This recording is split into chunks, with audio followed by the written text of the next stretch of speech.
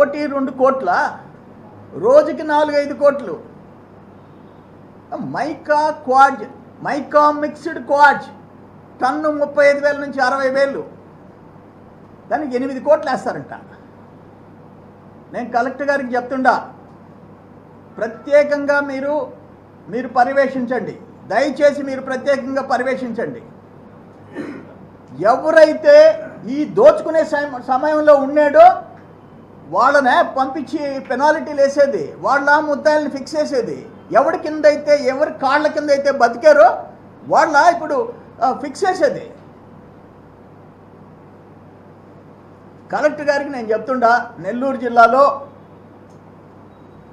నేను చంద్రబాబు నాయుడు గారి దగ్గర కూర్చొని విజిలెన్స్ ఎంక్వైరీ చేయించా.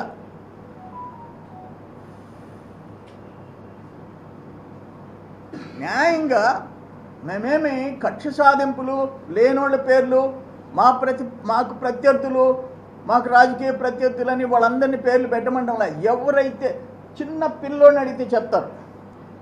ఇరువురు ఇసుక, సూరాయపాలెం ఇసుక ఎందుకు సూరాయపాలెం బహిరంగంగా ఎత్తారు. సూరాయపాలెం బహిరంగంగా, దానికి పెనాల్టీ వేయరా? వదిలేస్తారా? కానీ నేను కలెక్టర్ గారికి విజ్ఞప్తి చేసేది ఏంటంటే, ఎవరైతే 5 ఇయర్స్లో మైనింగ్ అధికారులుగా ఉండి నెల్లూరు జిల్లాలో ఉండి ఈరోజు పోయి వాళ్ళు ఎంక్వైరీ చేసేది ఏంది? వాళ్ళు తోటి ముద్దాయిల కింద లెక్క.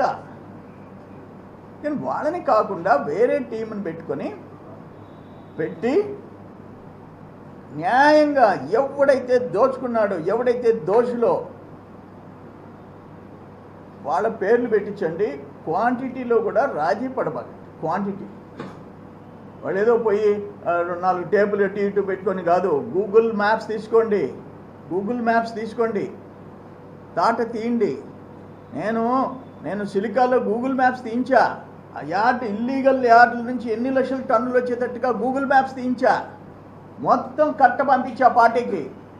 సిలికా మొత్తం ఎక్కడ టెంపుల్ ల్యాండ్, ఎక్కడ ఫారెస్ట్ ల్యాండ్, ఎక్కడ అటవీ పరంబోకు, ఏది లీగల్ ఏది ఇల్లీగల్ మొత్తం పంపించా.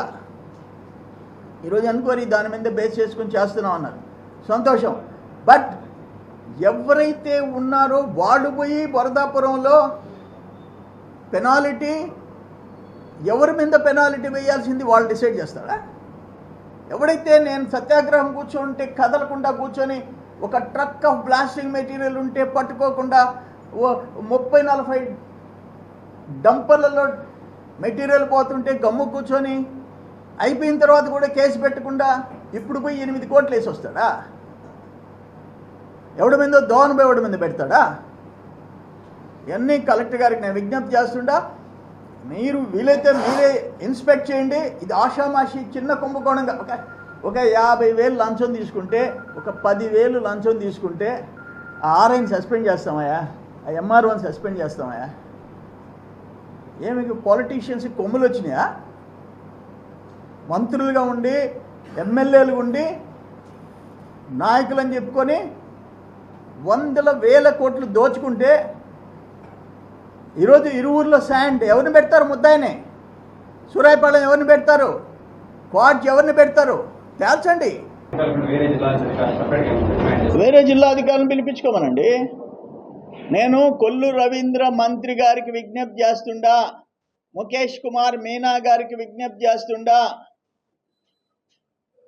ప్రవీణ్ ప్రకాష్ గారు డైరెక్టర్ మైనింగ్కి విజ్ఞప్తి చేస్తుండా, వేరే టీంని పంపించి కరెక్ట్ మెజర్మెంట్ కరెక్ట్గా చేయించండి. క్వాంటిటీ ఎంతో తేల్చండి. ఎంత పెనలైజ్ చేయాలో చేయండి. ఎవరు ముద్దాయిలో వాళ్ళని పెట్టండి.